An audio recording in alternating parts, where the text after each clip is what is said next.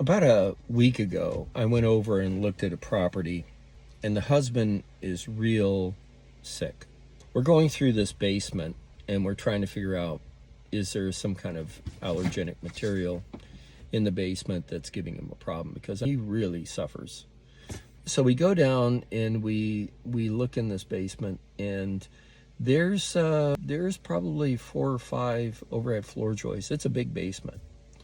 Overhead floor joists that have a significant amount of mold on it. It's not something small, and it's not concentrating only in one area. It's kind of sporadic through the whole basement. They had another company come out and take a look at this, and they said, "Oh, we'll remove the mold, blah blah blah," and so that's called a condition 3.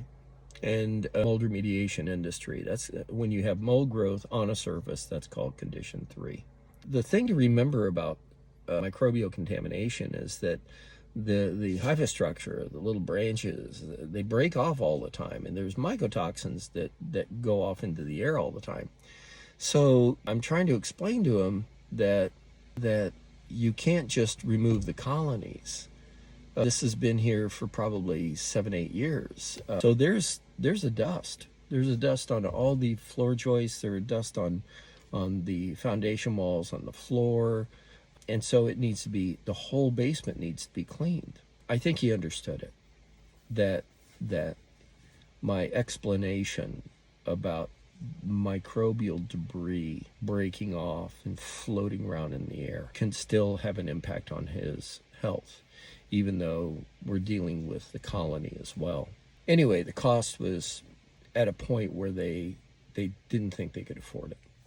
But my point about this clip is that you have to be true to the client, and you have to present the resolution and the reasons for it and why you're making those recommendations.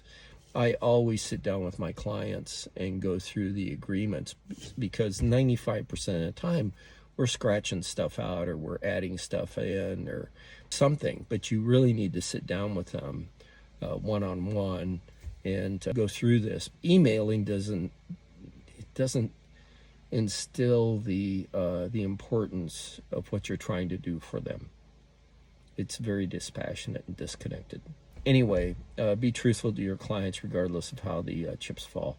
If they can do something themselves, you tell them. If it's a significant issue that's costs a lot, you tell them. You always are honest with the client. You'll be surprised how you get respect.